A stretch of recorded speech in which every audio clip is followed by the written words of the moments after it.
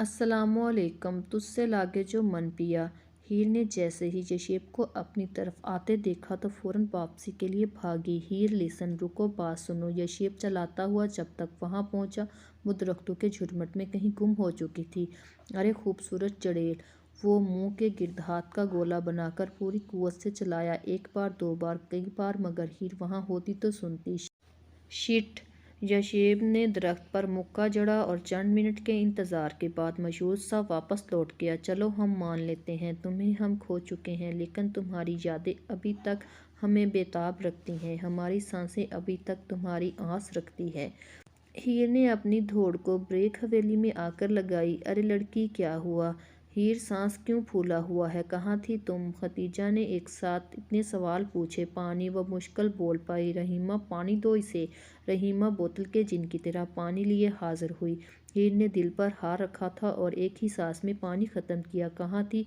Khadija ने कड़ी नज़रों से हीर को देखा। बाग में। वहाँ ऐसा क्या देख लिया बीबी जी? रहीमा ने बतीसी निकाल कर पूछा। भूत? हाय सच में हीर बीबी, भूत था वहाँ। हीर ने इसे एक घूरी दी और उठकर माँ के पास आकर बैठी। क्या करने गई थी बाग में, वो भी बिना इजाज़त?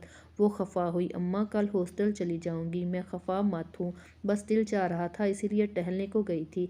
इसने नज़रें चुराते हुए झूठ बोला। हीर, कभी भी कोई काम माँ बाप की इजाज़त के बगैर नहीं करते। कितनी दफ़ा समझाया है तुम्हें? अच्छा ना मेरी माँ, सॉरी, आइंदा ऐसा नहीं होगा। सच में? हीर ने लाड से इनके गले में बाहें डालीं। अच्छा ठीक है, जाओ अपनी चाचियों से मिल आओ, फिर शिकवा करेंगी तुम मिलकर नहीं गई। ओके मिसिस दलार खान, जो हुक्म। इसने सर खम करते हुए माँ को छेड़ा। बस चल जा, मस्खरी ना हो तो। वो मुस्कुराई। हीर खलखलाती हुई बाहर निकली के सामने से आते शम्स लाला से टकरा गई। क्या है लाला, देख कर नहीं चल सकते क्या? वो नाक पकड़कर चलाई। ज्यादा लग गई क्या? वो फिक्रमंद हुआ। अरे नहीं, बस थोड़ी सी। वो नाक सहलाती हुई बोली। किस स्टेशन पर पहुंचने की जल्दी थी तुम्हें? इसी स्टेशन पर जिस स्टेशन पर आपको भी जाने की जल्दी होती है। बहुत चालाक होती जा रही हो। शम्स ने मुस्कुराते हुए इसकी नाक खींची। शुक्रिया नवाजिश, अब बताएं, कोई पैगाम देना हो तो। हीर, हा हा हा, वो खिलखिलाकर हंसी। मैं कहूँगी कि भाभी, आपको लाला पिछले बाग में बुला रहे हैं। कैसा? शम्स इसकी बात पर मुस्कुराया। शराफत से जाओ और मिलकर वापस आओ।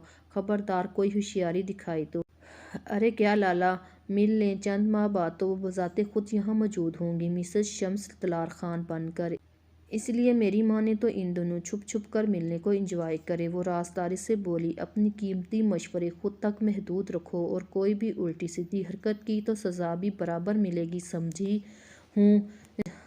इंतहाई बोर हैं आप तो, न जाने परविश परजाई का क्या होगा। और वो अफसोस से सर पर हाथ मारती आगे बढ़ी। शम्स इसकी अदाकारी पर मुस्कुराता हुआ सीढ़ियाँ फलांग गया। अगले रोज़ यशेब इस्लामाबाद के लिए और इस्लामाबाद से लंदन के लिए फ्लाई कर गया। यशेब ने हीर दलार खान को इसकी बातों समेत एक अच्छी याद समझकर दिल में संभाल लिया। दूसरी तरफ हीर पेशावर आ चुकी थी हॉस्टल में। दलार खान इसका एडमिशन पेशावर यूनिवर्सिटी में करवा। इसने भी यशेब अफरीदी को एक अच्छी याद समझकर साइड पर कर दिया। वो यहाँ पढ़ने आई थी, पूरी दिलजमी से सिर्फ पढ़ना चाहती थी। वैसे भी इसकी तरबियत जिस अंदाज से की गई थी, इसके मुताबिक किसी भी गैर मर्द को सोचना इसके लिए गुनाह था। लिहाजा इसने भी यशेब को मज़ीद याद करना मुनासिब ना समझा, क्योंकि वो किस्मत पर यकीन रखने वाली लड़की थी। जो मिल गया इसी पर सब्र शुक्र के साथ कबूल कर लिया जाए। यूँ वक्त के साथ साथ हीर यशेब के लिए और यशेब हीर के लिए माजी का हिस्सा बनकर रह गए। कौन कहता है मिट जाती हैं दूरी से मोहब्बत, मिलने वाले तो ख्यालों में भी मिला करते हैं।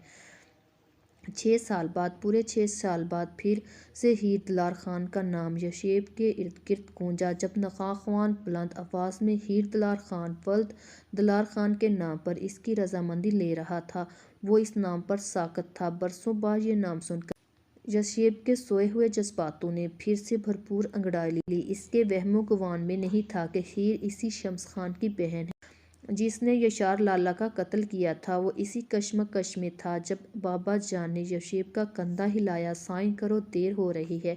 यशेब ने नासमझी से खाकान अफरीदी की तरफ देखा और पेन पकड़कर धड़ धड़ साइन कर दिया।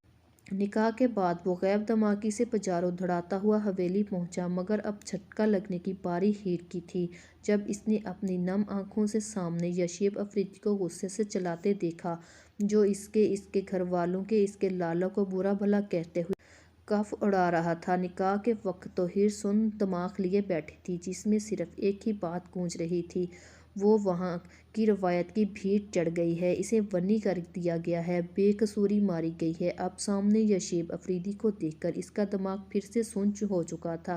ہیر نے آنکھوں میں آئی نمی ہاتھ سے صاف کر کے پھر سے ایک بار دیکھا کہ شاید اس کی نظر کا دھوکا ہو، مگر نہیں، سامنے وہی ینگ سا ہیرو اب ایک مکمل مرد کی صورت میں موجود تھا۔ تب کے یشیب میں اور اب کے یشیب میں بہت فرق تھا۔ تب وہ مسکراتے ہوئے اسے دیکھ رہا تھا، اب وہ غصے سے بھرا اس پر چلا رہا تھا۔ وہ اب مزید کچھ سوچتی کہ یشیب نے پاس آ کر جھٹکے سے اس کی گردن دبوچی۔ میں ابھی اس کا قصہ تمام کر کے یہ حساب برابر کر دوں گا، وہ ہیر کی گردن دبوچ کر چیخا۔ یشیب کے اس عمل پر ہیر کے اندر رہی سہی ہمت بھی ٹوٹ گئی تھی۔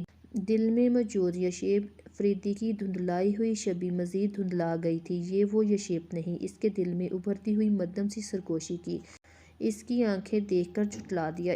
اسی وقت خاقان افریدی نے بیچ میں آ کر یشیب کے ہاتھ ہیر کی گردن سے ہٹوائے تھے۔ وہ ایک خون آلودہ نظر ہیر کی کاجل پھلی آنکھوں میں گاڑتا حال سے باہر نکل گیا۔ پیچھے سے ہیر قسمت کی اس ستم ظریفی پر ساخت تھی۔ یشیب ہیر کو اپنے کمرے سے نکال کر تہہ خانے میں چھوڑ آیا تھا۔ وہ ہیر کو دیکھ کر ڈر چکا تھا، وہ ڈر چکا تھا کہیں اس کا دل پھر سے اس کے ساتھ دغا نہ کر جائے، کہیں ایسا نہ ہو کہ ہیر کی صورت اسے سب بھلا دینے پر مجبور کر دے جو وہ بھولنا نہیں چاہتا۔ وہ خون بہا میں آئی ہے، صرف ایک خونی کی بہن تھی جو وہاں سزا بھگتنے آئی تھی اور بس۔ وہ خود کو باور کرا چکا تھا، ہیر کو بیسمنٹ میں بند کرے ایک ہفتہ ہو چکا تھا جب مہرو یشیب کے کمرے میں آئی تھی۔ یشیب، مجھے تم سے ضروری بات کرنی ہے۔ جی بھابھی، بیٹھیے۔ یشیب کتاب ٹیبل پر رکھ کر اس کی طرف آیا۔ مہرو اس کے سامنے صوفے پر ٹک گئی۔ کیا یہ ہیر وہی ہیر ہے جو تمہیں 6 سال پہلے ملی تھی جھیل پر؟ یشیب نے حیرانی سے مہرو کو دیکھا۔ اسے ایسے کیا دیکھ رہے ہو؟ جو پوچھا ہے اس کا جواب دو۔ جی، یشیب نے سر جھکا کر اقرار کیا۔ تو پھر تم اسے تہہ خانے میں کیوں چھوڑ آئے ہو؟ اس کا اصل ٹھکانہ وہی ہے، اس کا اصل ٹھکانہ اپنے دل سے پوچھو بھابھی پلیز۔ وہ سب میری ٹین ایجر کی فیلنگ تھی، اب ایسا کچھ نہیں ہے۔ کیا واقعی ایسا کچھ نہیں ہے؟ مہرو نے آنکھیں اچکائی۔ آپ کیا کہنا چاہ رہی ہیں؟ صاف صاف کہیں۔ میں بس اتنا کہنا چاہ رہی ہوں کہ جو کچھ ہو چکا ہے اس میں ہیر کا کوئی قصور نہیں، اس لیے اسے یشار کے خون کی سزا مت۔ وہ رسان سے بولی۔ وہ یہاں سزا بھگتنے آئی ہے بھابھی، کس جرم کی؟ وہ لاجواب ہوا۔ دیکھو یشیب، تم ایک پڑھے لکھے انسان ہو، تمہارے منہ سے ایسی جہالت آمیز گفتگو نہیں جچتی۔ جو کچھ ہو چکا ہے وہ سب قسمت میں تھا۔ یشار اتنی ہی عمر لکھوا کر لائے تھے، شمس خان تو صرف ان کی موت کی وجہ بنا، وہ نہ بنتا تو کوئی اور وجہ بن جاتی۔ جانا تو تب بھی ہوتا ہے جب بلاوا آ جائے، موت برحق ہے یشیب، آج نہیں تو کل ہم سب کو چلے جانا ہے، پھر یہ لڑائی جھگڑے، خون، قتل، بدلے، اس سب سے کیا حاصل بھابھی آپ؟ یشیب، میں جانتی ہوں تم میری بہت عزت کرتے ہو، میری ہر بات بلا تردد مانتے ہو، اب بھی میری ایک بات مان کر میرا مان رکھ لو یشیب۔ یشیب نے سوالیہ نظروں سے مہرو کو دیکھا۔ ہیر کو اس قید سے نکال کر اپنے کمرے میں لے آؤ، وہ آہستگی سے بولی۔ جیسے بھی سہی، اب وہ تمہاری بیوی ہے، تم نے بہت سے لوگوں کی موجودگی میں اس کے ساتھ نکاح جیسا پاکیزہ رشتہ جوڑا ہے، اس لیے اس رشتے کی بے حرمتی مت کرو۔ کسی اور ناطے نہ سہی تو مجھے اپنی بھائی کی بیوہ سمجھ کر ہی۔ بھابھی پلیز ایسا مت کہیں، آپ اچھی طرح جانتی ہیں آپ میرے لیے کیا ہیں۔ میں آپ کی کوئی بات نہیں ٹالتا ہوں، اس لیے یہ بھی نہیں ٹالوں گا، مگر بھابھی اس سے آگے مزید کچھ اور نہیں۔ میں ماضی کو بھول چکا ہوں اور اس کو دوبارہ یاد کرنے کی بھی خواہش نہیں ہے مجھے۔ تم نے میرا مان رکھ لیا، اتنا کافی ہے میرے لیے، اس سے آگے تم جو چاہو کرو، مگر یہ بات مت بھولنا ہیر بے قصور ہے۔ مہرو نے آہستگی سے باور کرایا۔ ہوں۔ یشیب نے پرسوچ انداز میں سانس خارج کر کے بات ختم کی۔ مہرو سے وعدے کے 2 دن بعد وہ ہیر کو اپنے کمرے میں لے آیا، مگر دل فی الحال اسے بے قصور ماننے کو راضی نہ تھا، اس لیے یشیب نے ہیر کے ساتھ کسی قسم کی نرمی نہیں برتی تھی۔ جھوٹی مسکان لیے اپنے غم چھپاتے رہے، سچی محبت کرنے کی بھی کیا خوب سزا ملی۔ ہیر کا تو سارا کانفیڈنس تو اسی دن ریت ہو چکا تھا جس دن اس کو قربانی کے لیے پنچایت میں پیش کیا گیا تھا۔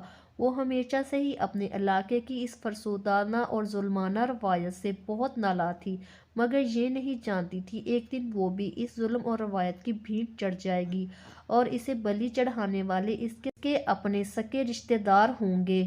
نکاح کے بعد جب وہ اپنے بھاری قدم گھسیٹتی افریدی حویلی میں داخل ہوئی تھی تو ایک نئی ہیر بن چکی تھی، جو ڈرپوک تھی، بزدل بھی، مگر اب بہادر نہ رہی، کیونکہ اب اسے ساری زندگی اپنے لالا کی غلطی کی سزا جو بھگتنی تھی۔ وہ بھی ویسا ہی دن تھا جس دن ہیر کو باغ اور جھیل کنارے جا کر انجوائے کرتی تھی۔ سردیاں جا رہی تھی اور گرمیوں کی آمد تھی۔ انہی دنوں کے پرسوز لطف کو محسوس کرے وہ ٹیرس پر آئی تھی، مگر اب بہت کچھ بدل چکا تھا۔ نہ تو دل میں کوئی خوشی تھی، نہ ہی کوئی امنگ، اسی لیے وہ انجوائے کرنے کی بجائے وہاں پر بیٹھ کر ماضی میں گزرے ایسے ہی دنوں کو یاد کرنے لگی۔ اسے 6 سال پہلے کا وہ دن پوری جذباتی سے یاد تھا، جب وہ ایسے ہی موسم کا لطف لینے جھیل پر گئی تھی جہاں اسے پہلی دفعہ یشیب خان افریدی ملا تھا۔ ہیر کو اس دن کی ایک ایک بات یاد آ رہی تھی۔ وہ اپنی اور یشیب کی کہی ہر بات پر اپنی زبان سے دہرا کر تازہ کر رہی تھی۔ وہ ماضی میں بھٹکتی، نہ جانے کیا کچھ سوچتی، موزون کی آواز پر حال میں لوٹی اور مغرب بھی ہو گئی اور مجھے پتہ ہی نہیں چلا۔ وہ بڑبڑاتی ہوئی کمرے میں بڑھی۔ ہیر نے مغرب کی نماز پڑھ کر جیسے ہی دعا کے لیے ہاتھ اپنے چہرے پر پھیر کر ہٹائے، اس کی نظر بیڈ پر بیٹھے یشیب پر پڑی، جسے بازو پر بندھی ایک پٹی دیکھ کر وہ نہ جانے کس جذبات کے تحت بے چین ہوتی جلدی سے اس کے پاس پہنچی۔ یہ کیا ہوا آپ کو؟ وہ فکر مندی سے پوچھی، بیڈ پر یشیب کے سامنے بیٹھی۔ کچھ نہیں۔ یہ پٹی کیوں بندھی ہے اور یہ خون کہاں؟ نہ کچھ نہیں، وہ چڑھ کر بولا۔ یشیب، یہ کیسے ہوا؟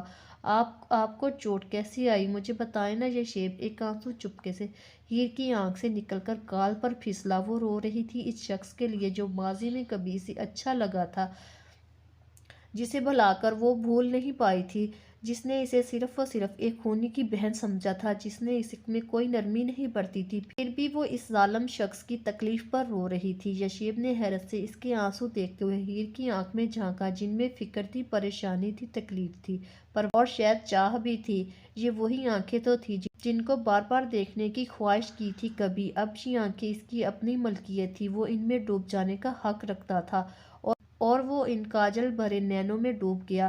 صرف ایک لمحہ لگا یشیب افریدی کے جذبات کو اس کی بے نیازی پر حاوی ہونے میں، اور وہ سب کچھ بھلا کر ہیر کی ذات میں گم ہوتا چلا گیا۔ کیا کشش تھی اس کی آنکھوں میں، مت پوچھو۔ مجھ سے میرا دل لڑ پڑا، مجھے وہ شخص چاہیے۔